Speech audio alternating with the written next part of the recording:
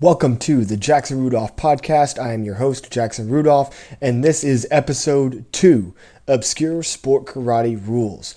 I want to start off by thanking everybody that tuned in for episode 1. The support and the response to that episode was incredible. I hope that you guys keep it up. Thank you so much for your support. I'm glad everybody seemed to enjoy the podcast, and I hope that we can keep it going in the future episodes. But before we get going into the discussion topic today, since the recording of episode 1, I learned of the passing of somebody that's been very important to the sport karate community for a long time. Always a hard worker, doing judging and other things around tournaments. Always had a smile on his face, and I was able to make everybody else around him smile too. Anthony Tucker passed away the Sunday of K-Talk. So I just wanted to begin the podcast with a moment of silence for Anthony Tucker.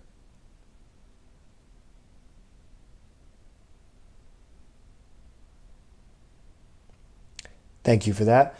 And now we're going to go ahead and move on into the first discussion topic of today, which is going to be obscure sport karate rules. Now, none of these are meant to be critical. This is simply the stating of the rules for discussion and informational purposes. I actually personally agree with most of the rules that are going to be listed. I actually like most of these rules. There's a couple not so much, but this is primarily just for discussion and just to go over some rules that I feel like most people don't always know. I want to give one good kind of story about when knowing the rules played to somebody's advantage. I remember there was a team fight at Diamonds a few years ago. Paul Mitchell was fighting. I don't remember who the fighter was that we had out there. But obviously Coach Damon Gilbert was coaching. And a situation happened where the person that was fighting against the Paul Mitchell fighter scored a point, and I believe it was that fighter also hit late after the judge said break. And so the center judge gave a warning to this other fighter for hitting late or whatever the infraction was, and then proceeded to have judges score and award that same fighter a point. And Damon, knowing the rule book like the back of his hand, brought it to the judge's attention that, wait a minute, if you receive a warning, you cannot score on that same clash under the NASCAR rules for that season. I don't know if this rule has been updated. I don't know if it's in any other leagues, but the NASCAR rule for that season was that if you get a warning on a clash, you also cannot score a point on that clash. And so that point was overturned. Paul Mitchell maintained the lead. We wound up winning that team fight. So that's just one example of why knowing some of these obscure rules that you don't think of all the time can be really beneficial from a strategic standpoint.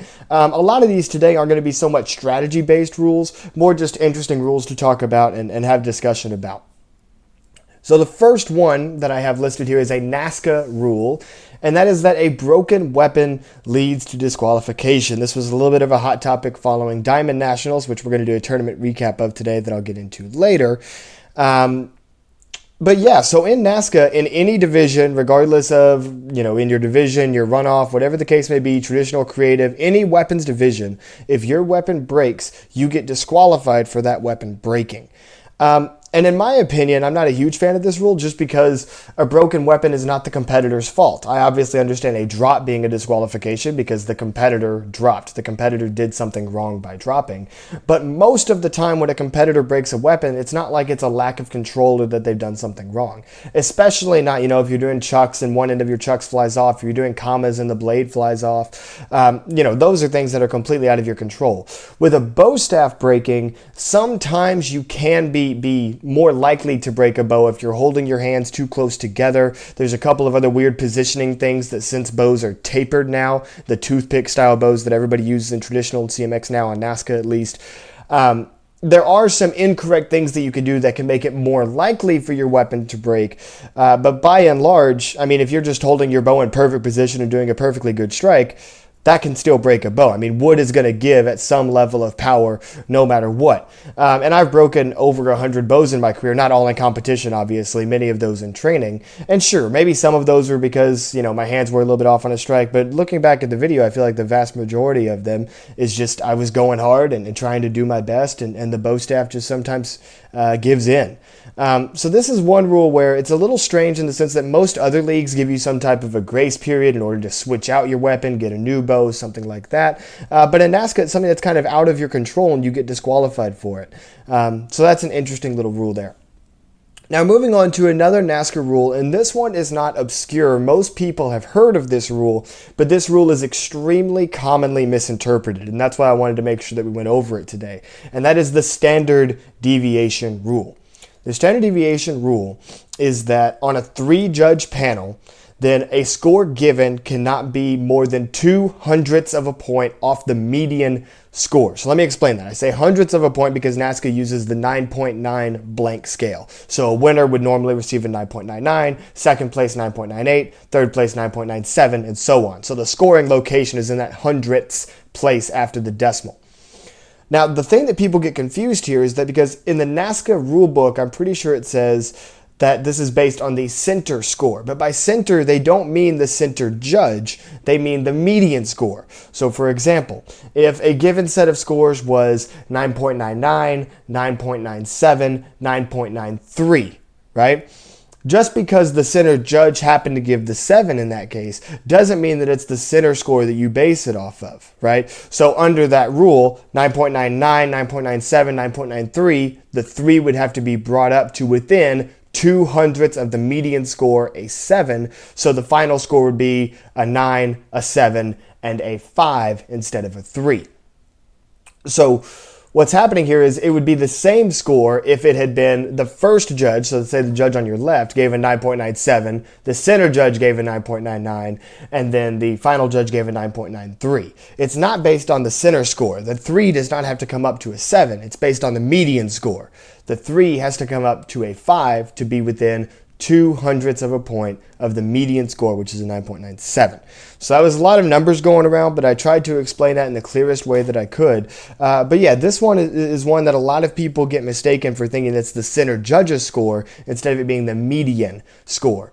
And another facet of this rule that's really interesting is that in tournaments that use the Uventex software, Uventex actually corrects for this. So another big hot topic that a lot of people don't like is how judges will sometimes compare their scores to check for deviation before giving the scores.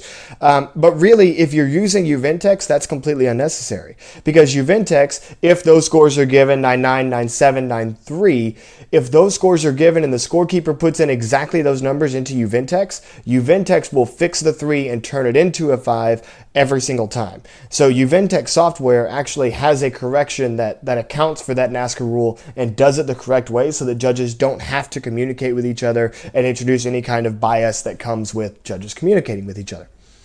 Anyway, moving on, now we're going to get off of a NASCAR rule. We're going to move to an NBL rule. And this is one, and I've competed in a couple of NBL tournaments before, and this is one that I've actually experienced personally. If you make a runoff in multiple divisions, you can run multiple forms that compete against one another in the NBL. So very much like NASCAR, if you run your form in your division, then you go on to what's called a runoff, which is like a semifinal to make it to the nighttime show.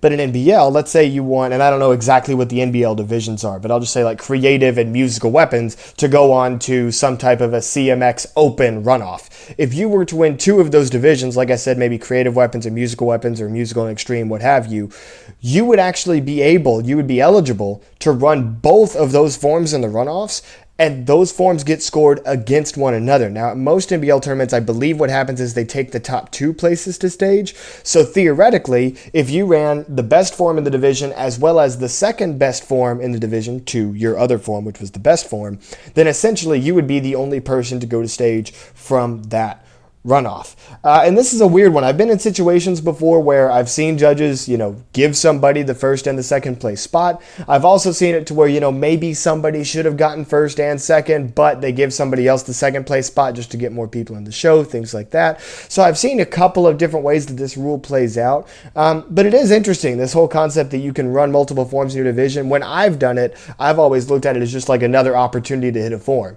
So what I typically do is I run my standard form that I would run trying to win the division in the first run, and then that second run I would basically throw all my hardest tricks, just trying to go out there and have fun and then see if I can manage another high placement with that form, because at that point, if I've already run the form that I'm happy with, that I'm pretty sure is going to move on to the next round, then I have the flexibility to just kind of go out there and have fun and throw as hard of a form as I want to and not be worried about being disqualified from the whole division. So an interesting rule there. I don't really have a positive or a negative opinion on that one, just the fact that it's interesting. We're going to interrupt discussion right now for a quick advertisement. This one is for Competitive Edge Winter Camp. There's a lot of great winter camps going on this winter. Competitive Edge is one of them. We've been hosting winter camps with Competitive Edge for years now. The instructors are myself. They're the coaches of Competitive Edge. Myself, Reed Presley, Cole Presley, Mackenzie Emery, as well as Jake Presley is going to be helping us out as well. So we've got an all-star lineup of instructors. That's going to be awesome. That's December 27th through the 29th, and you can register at myuventex.com for the Competitive Edge Winter Camp. Now, sliding right back into our discussion, we're moving back to another NASCA rule here, and this one is for NASCA Creative Forms. NASCA Creative Forms states that you cannot do an aerial technique that is over a 360 at 360 degrees of rotation, so like an aerial kick. So like if you were to jump up, spin around twice, and then do a kick, or call that a 720, that would be something that is illegal under NASCA Creative Forms rules. And also no inversions, so no going upside down, none of your head going below your hips with your feet off the ground. But there are exceptions to these rules, which is what makes this rule interesting. So a 540 kick, which for those of you that don't know, a 540 kick is a tornado kick in which you land on your kicking leg. So you're taking off of, most people would take off of their right leg, kick with the right leg, and then land on that same right leg. And by the name, this is 540 degrees of rotation. Now, a lot of people will tell you that because of the angle that you start the 540 at, so once you start twisting and then the angle that you actually jump at, by the time you do the kick and land, you've really only done a 360. But here's what's weird. A 540 kick landing on your feet, which some people would argue is really just a 360 rotation in the first place, is not allowed. However, if you do the same kick landing on that right leg, but then drop to your knee, that is considered to be legal. So a 540 kick where you land on your feet, you land standing up, that is illegal. But if you do a 540 kick and you land going down to your knee, that is legal. It's almost the exact same amount of rotation. A lot of people would argue that a regular 540 is under 540 degrees. It's actually at 360 degrees of rotation anyway, but one version of that technique is legal and the other is illegal, which is very strange. Another interesting exception is a forward roll. Now, forward rolls have been allowed forever, so this is one of those that kind of got grandfathered in. But a forward roll, technically, a somersault, is an inversion. Your head is going below your waist, but they've been allowing that for a while, so that one's not too weird. That's just one of those things that got grandfathered into the rule as being accepted. But the 540 kick is definitely an interesting one. And the no inversion rule also has some tightrope lines that you can walk with that one. For example, a B twist, which is a butterfly twist, so you do a butterfly kick or a wushu butterfly as some would call it, and you do a 360 degree rotation while in the air. And ideally on that technique, your body should be parallel to the ground. Now, parallel to the ground does not mean inverted, but a butterfly twist is considered illegal under NASCA Creative Forms rules.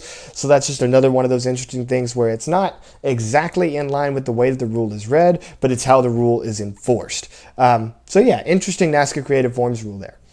Now, staying within the creative genre, we're going to move on to some creative weapons rules that by and large I actually like a whole lot.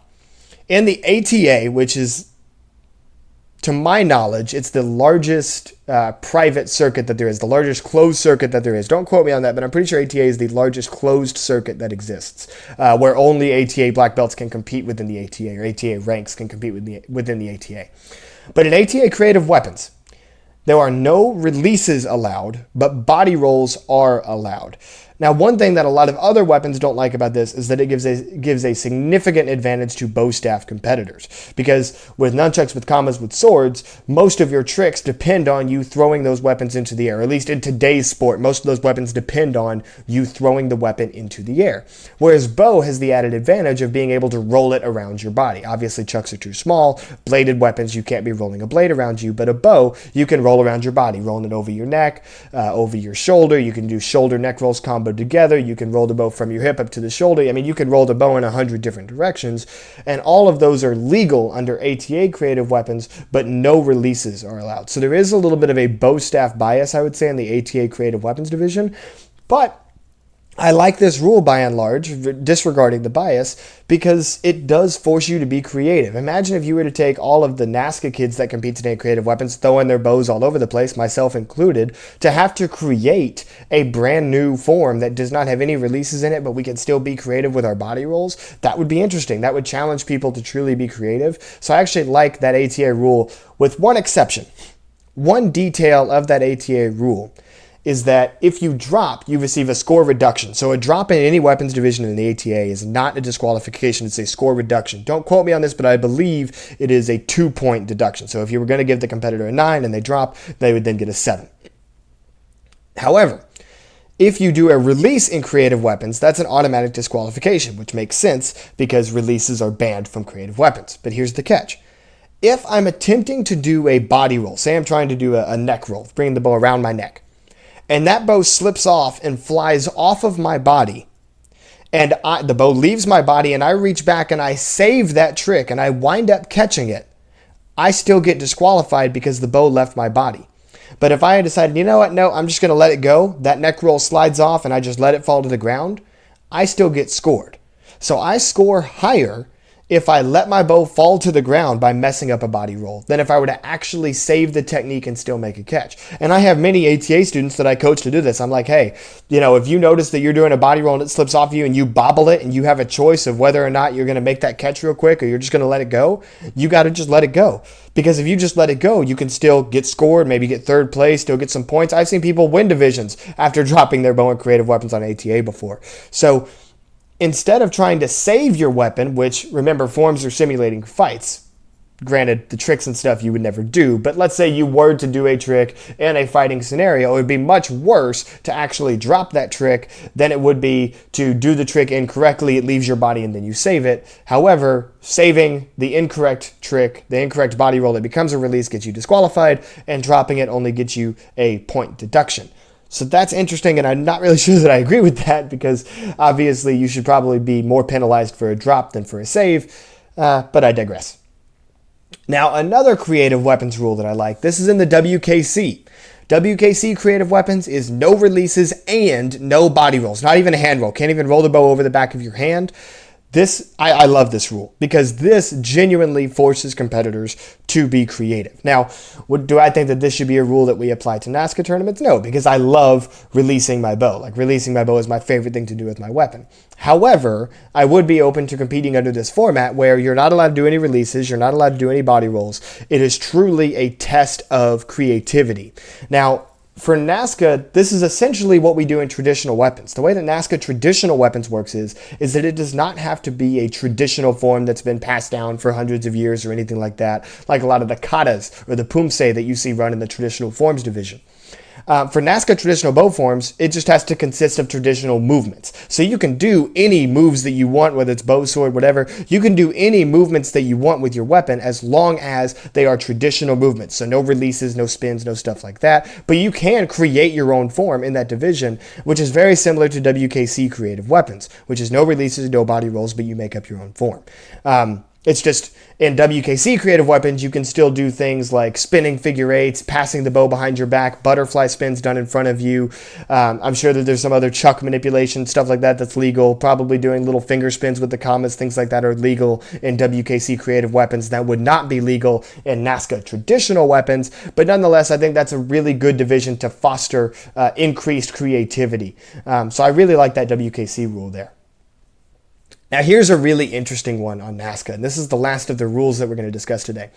On NASCA, if all the competitors were to drop in a weapons division on stage, technically, they would be scored against each other to determine a winner. This rule is really, really interesting. So if you've ever been to a NASCA night show and you see somebody drop on stage, you've probably noticed that instead of them not getting scored, they typically get 9.95 straight across the board. That's because NASCAR rules require a 5/100th of a point deduction for a drop. So as a common courtesy on stage, so that judges aren't giving like 2s and 3s and things like that, judges typically say, let's say that guy was going to get a 10, he dropped, so we'll drop him down, give him 9.95. That's still a respectable score to be shouted out to the crowd. But yes, you do get scored if you drop on stage. And I think that the reason that this rule was created in the first place was because of prize money. Because if there were a situation where, everybody dropped in a division, then all of a sudden then nobody gets the prize money and that kind of sucks, right?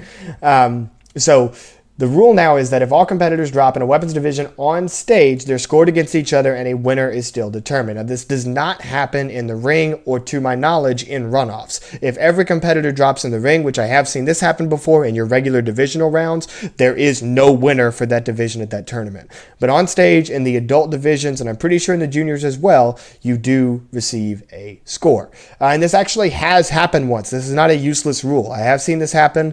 It happened in... Actually, I know this rule applies to the juniors because it happened in a junior division a couple of years ago at the U.S. Capitol Classics. I obviously won't name which competitors it was because you never want to be known for, winning the divisions that everybody drops in. But it was two competitors going up against each other. They both happened to drop, and one of the competitors wound up winning an overall grand on stage despite the fact that they dropped. So that's a very interesting rule there. And that concludes our primary discussion section for today. And now we're going to move on into another advertisement. And this one is for Century Signature Weapons. Team Paul Mitchell members Jackson Rudolph, myself, Mackenzie Emery, and Danny Etkin have all launched signature weapons lines with Century Martial Arts, Danny's Nunchucks, Mackenzie's Kamas, and of course my bow staff series. Different colors for every weapon, gripped options for the bow staff. Really, really cool, high quality series that each of these athletes put a lot of time into making sure that they could put and endorse the best quality product out there. Check out Century Signature Weapons by searching any of our names in the search bar at centurymartialarts.com. Now we're moving on into the next segment of today's podcast, which is story time. And speaking of weird rules, the weird rule for today is going to be a rule from Waco, and this is a story that I had at the Irish Open. So in past years at Irish Open, there's been a lot of rule changes going on over the past 5 or 6 years, where every year at Irish Open, it seems like they allow a different number of releases. Some years it's 2, then it's 3, then it's 4. Some years they tell us before the event, oh, you're going to be able to release as much as you want, and then we show up and you can only release 3 times. So there's a whole lot of changing that goes on at the Irish Open with the Waco rules on how many releases you can do in your weapons form, which obviously is a big deal for me because if you've ever watched any of my forms, you know that, again, I love to release my bow. And so this rule is interesting, not only because of the fact that it changes so often, but because of the way that this rule was actually arbitrated in a division that I was about to compete in. So I was warming up for a division. I believe that it was a 3-release limit. So I was planning on doing either a double or a triple spin in the opening section of the form, and I was obviously going to end with with my signature Chris Angel catching the bow on one finger. But in the middle of the form, I had been planning, remember it's a 3-release limit, I had been planning on doing the kick move that I do, where I throw the bow from behind my back, it goes up in the air horizontally, and right before it hits the ground, I actually kick the bow with the side of my leg, shoot the bow back up in the air, and then make my catch. I don't control the bow until I catch it after the kick. But I was warming up that move, and one of the referees comes up to me and he says, hey, by the way, I want you to know that counts as 2 releases. And I was like, what? I'm only letting go of the bow once, and then I'm only catching it once. I only come into control of the weapon one time, and that's after I've kicked it. And he said, no, the way the rule works is that if it comes back into contact with your body and leaves the body again, that's another release. So now if that release had counted as 2 releases, I would have been up to 4, and that would have gotten me disqualified. So this move that I've been planning on doing, kicking the bow up in the air, I could no longer do. And this was literally right before the division started. And so I'm like, man, what am I going to do now? And so I go over and I'm thinking about it, The division's already running, and it gets to be where I'm on deck, and I still haven't really decided what move I'm going to do yet. And I turn around on deck to kind of collect myself, and I look down, and there's a little kid sitting right there. I'll never forget, his name's Dylan. And I look over at Dylan, and it's a kid that I'd given private lessons to before. And I look at Dylan, and I'm like, hey, Dylan. And he's like, yeah? And he's like super shocked that I'm talking to him right here before I run this form. And I'm like, what should I do in this form? Name any move that you want me to do, and I'll do it in this form right now. And Dylan looks at me, and he goes, I want you to dab. And I'm like, oh, no. But that's what he wanted, so that's what I did. This was in the middle of when the whole dab dance was really popular. The Migos had made it a big deal. And so what happens is I get to that point in the middle of my form where I throw it's called a zero gravity, the throw from behind my back where the bow rotates horizontally. I throw a zero gravity, I spin around, and as I catch the bow, I actually do a dab in a front stance as I'm catching. And that was probably one of my favorite Irish Open memories just because of how spontaneous it was. You know, I thought that a move was going to be 1 release going into the competition, so that's what I plan on going for. I get told that it's going to be 2 releases, so now I've got to switch it up. I ask, Dylan on the sidelines, what move am I going to do? He tells me to dab, and then that's what happens in the form. So that's a really, really cool story that I really enjoy, and that's something that, especially at this point in my career where I really just enjoy competing, I've achieved a lot of the major goals that I wanted to achieve, and I just like to go out there and have a good time. Being able to do that for that kid and be able to just kind of spontaneously go out there and do whatever move he said, that was a lot of fun. And that's going to conclude story time for today. Moving on into our last advertisement of the show here. This one is for the Flow System. The Flow Weapons Training System, powered by the Martial Arts Industry Association, was founded by Jackson Rudolph, once again myself, and also features a comma curriculum from Mackenzie Emery, as well as my very own bow staff curriculum. 2 of the key features of the Flow System are the instructor training. So not only do we give you the weapons content for bow staff and commas, but Mackenzie and I also train you on how to teach that material to your students. One of the most common reasons that instructors don't have a weapons curriculum is because they're not confident teaching it. This program will help you be more confident teaching weapons to your students. And there's also a private Facebook group for questions and bonus content that is only accessible to subscribing Flow System members. And that one is a really interactive page where I'm posting bonus content all the time. People are asking questions, bouncing ideas off of each other for how to run the program. And that's a really cool feature about the Flow System. So visit theflowsystem.tv to check out the Flow today. And moving on into our last segment of the show, I probably should have reversed tournament talk. I probably, in episode 1, should have done my Diamond Nationals recap, and then in episode 2, did the preview to the Toronto International Tournament of Martial Arts Champions. But, So this week, we're going to be doing the Diamond Nationals recap. And I just want to start by going over some of the highlights of the weekend, primarily starting in the night show. So the night show opened up, I believe, after the national anthem. Team demo was the very first thing, and that kicked off what I believe might be the greatest 10 minutes in sport karate history for a single individual. Team Infinity did their demo team performance on stage. And then Mike Welch comes back up on stage, coach of Team Infinity. Mike Welch comes back up on stage and is honored for entering the Diamond Nationals Hall of Fame, and then comes off stage, and then comes back up on stage, and then proceeds to compete for the Senior Diamond Ring, which he wins. And I believe he won that with 9s across the board. Yes, he won that with 9s across the board, I'm pretty sure. So Mike Welch, all in like a 10-minute span, did the Infinity demo, got inducted into the Diamond Nationals Hall of Fame, and then came back up on stage and won a Diamond Ring. Again, all in the span of like 10 minutes. That very well could be the greatest 10 minutes that an individual has ever had in the history of sport karate. Congratulations to Mike Welch. That is an awesome, awesome accomplishment. I've got a ton of respect for Mike Welch, not only because of what he's done on the ring, but also what he's done with his schools. The Infinity program is insane. Obviously the team is great, but a lot of the individual competitors that have come out of that program are incredible as well. And we're going to be mentioning a few more Team Infinity members as I go through some of these Diamond Nationals results. Now, moving on to my results a little bit. So one of my favorite divisions to compete in on NASCA is traditional weapons. I love just being able to go out there and strike and just work hard and just grind out a form. I love competing in traditional weapons. And just within the past couple of years, NASCA started splitting the weapons grand into a traditional weapons overall grand for men and a CMX overall weapons grand for men. And this time I actually wound up winning the non-bladed traditional weapons division, making it on stage to go for the traditional overall grand championship, and I was blessed to be able to win a traditional weapons diamond ring. I've actually done this once before, but it was not in a specific traditional weapons diamond ring division. My last year as a junior, I won the junior weapons diamond ring from 14 to 17 with a traditional weapons form as well, but that was competing against CMX competitors. So this was the first time that it was just me and another traditional competitor. We went out there and battled, and I was able to come out on top. And then I wanted to try to secure double diamond rings that night, but then I go on to the CMX weapons final, where, as many of you may have seen, my bow breaks. Now, there was some controversy around this bow staff breaking, because what you see in the video is you see me doing a strike and then just breaking the bow over my knee.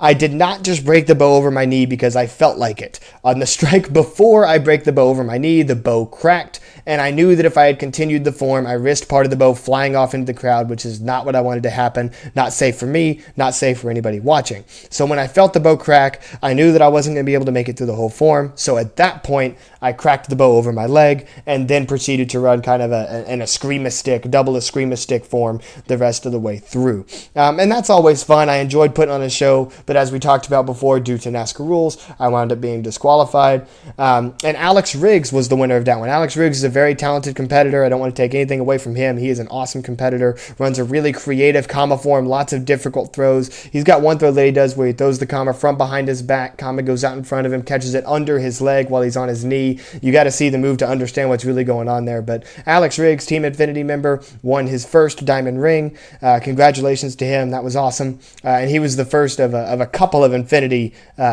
competitors to be winning diamond rings that night. Speaking of double diamond rings, Team Paul Mitchell member Sammy Smith was able to secure diamond rings for both women's forms and weapons.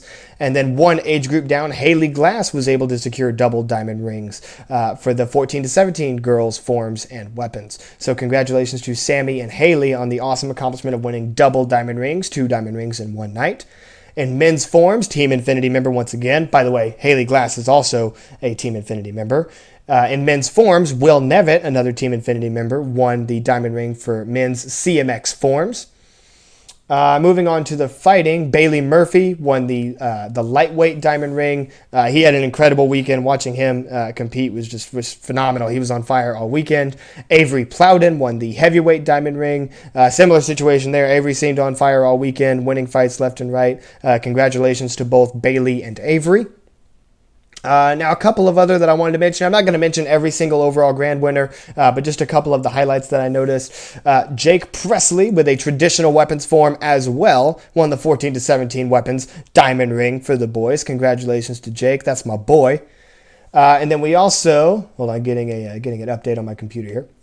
We also have Mason Stowell winning 14 to 17 forms. And Mason Stowell, this is not the first time that he's done this year. He actually won both the CMX forms and the traditional forms runoffs, which is very hard to do. And then he just got to do a demonstration on stage. So congratulations to Mason Stowell for winning that forms diamond ring in impressive fashion. And then another really impressive one that I saw was Gavin Richmond, a new face to the scene, representing Team Macho. Trains with me on traditional weapons, but this was for creative forms, and this means no tricking. So he went all the way through and won the diamond ring for 13 under boys forms with a creative form, which is very difficult to do, especially competing against other competitors that are tricking, especially competing against very strong traditional competitors. Gavin wound up winning a diamond ring with a creative form. So congratulations to Gavin Richmond. And the last note that I have about the Diamond Nationals is something that did not happen on stage. I just want to make a quick comment about Friday night, the 14 to 15 boys weapons division.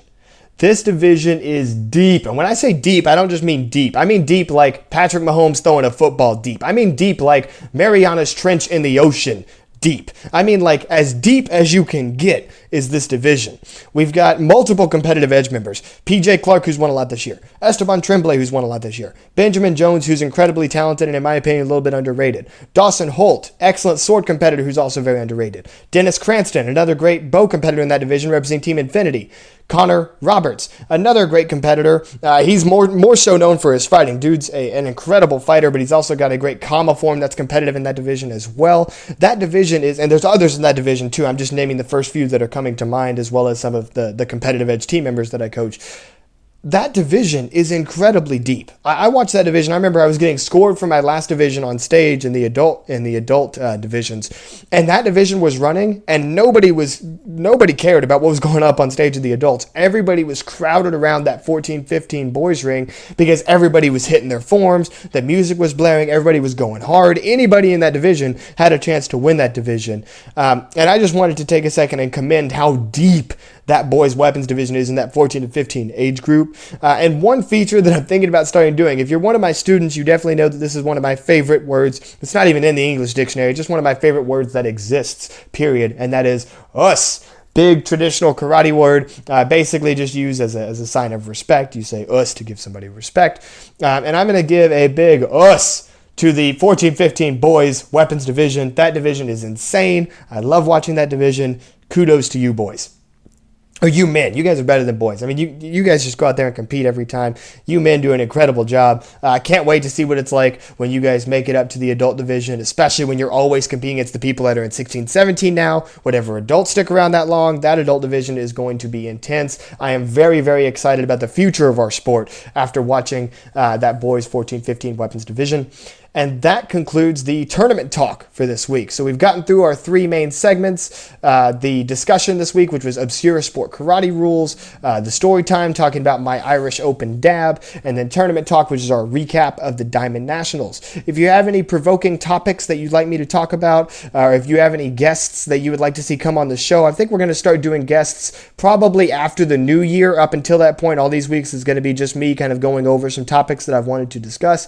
I hope you enjoyed this episode. If you have any ideas that you want to hear in future shows, feel free to go ahead and add that in the comments. Share this on Facebook, Instagram, share it on all your social media if you can. Thank you so much for the support, and I look forward to seeing all of you guys next week on the Jackson Rudolph podcast. Thank you for tuning in.